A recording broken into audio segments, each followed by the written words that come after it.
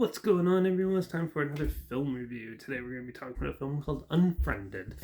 It was released by Universal April 17th, 2015, produced by Jason Blum, written by Nelson Graves, and directed by Leo Gabaredzi, he's a Russian director, so he's done a lot of Russian films like Rizo Vikratsi, Kinzazo, Yoki 2 and 3, and a couple other films as well. This had a budget of only $1 million and it made over $62.8 million, which eventually, 4 years later, they came out with a sequel, but we're not going to talk about that one right now. We're going to talk about Unfriended.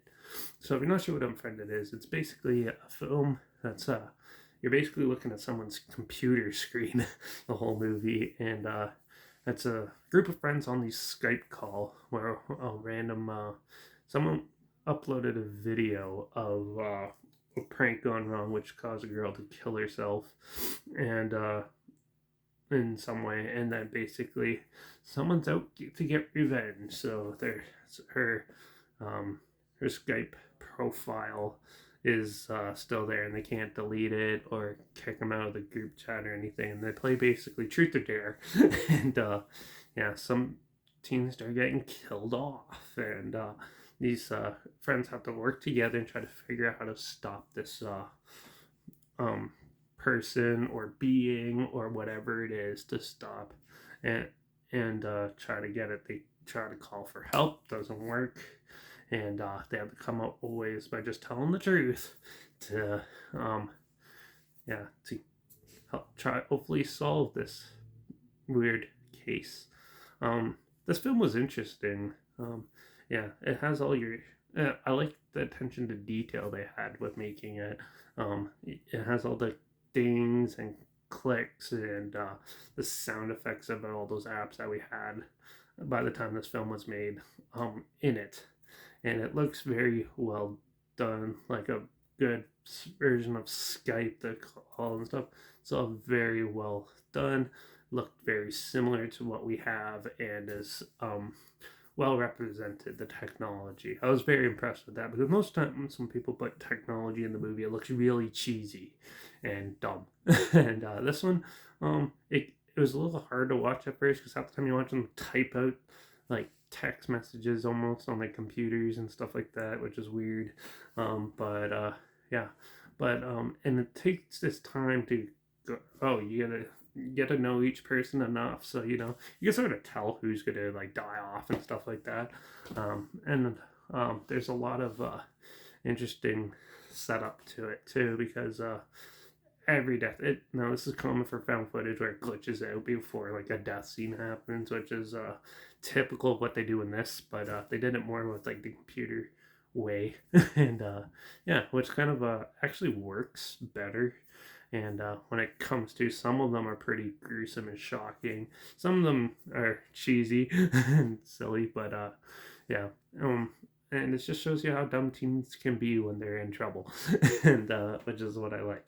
um yeah and I like the fact, like, spoiler, no one survives in this, which is good. And but there wasn't really a conclusion to this movie. It was just like a little jump scare at the end, which which was interesting, because most of the time you're sitting there and you're thinking like, oh, someone's behind this, but apparently it's actually a spirit doing it, which was interesting, but kind of a little hokey at the same time. And but mostly the film wasn't bad. It's by no means perfect, but it was a good inventive way, and I'm surprised we don't have more of these now. This came out 7 years ago, and I only know two other ones: the sequel and House, which is terrible. But I haven't even watched the sequel yet, but I haven't. And so, but I'm surprised most people don't do that. Like, they haven't made more like this. Maybe they have, I just haven't found them yet. But this one was interesting. It was the first of its kind. It's very different. It takes a little bit getting used to, but once you get into it, and it kind of lets you like get used to the format, and then it really starts piling on the kills and stuff. But there's like 5 friends, so there's going to be at least 4 deaths. But some of them are off camera, some of them are well staged and stuff, and I liked how they shot those, and it was very unique, but pretty standard still, but still way better than Ouija. So with that, I'm gonna give Unfriended a 3.5 out of 5. It's amusing. It was good. It's a good popcorn horror flick, teen horror film. Nothing too substantial or sorry, nothing really scary happens in it, but it's just a good thrilling ride. So check it out if you haven't seen it. There's a trailer link down below, like always, and also link down below is my Instagram. Those are always post clips of films I'm going to review in the future on my stories. You have the film title hashtag and subject of film hashtag, so you're aware of it. And also my letterbox is linked down below at their peer reviews. That's where I post my first area after watching the films. So follow me on those 2 platforms. Stay on this channel, like this video, share some more people who have a comment your opinions of the film down below if you have any. And also, if you have any films or film franchises that you want to hear my opinions on in the future, comment those down below too. I'll try to get them as soon as I can, and if I can find them. And let me know if you want to do the sequel soon. I'll do that. If I get a couple people saying that they want that, then I'll do that more closer in the future than what I'm planning on. So, yeah.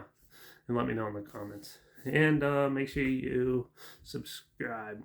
Hopefully we find something weird here and all day, but I never thought of checking out together. So you hear my opinions on popular films that came out like this, classic films and reviews on other things as well.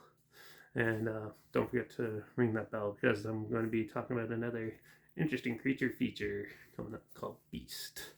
So we'll see how that goes. But yeah, that's it for this one. So yeah, watch out for all those crazy hooligans causing havoc on the internet. I guess I'll see you all in the next film review. So until then, cheers.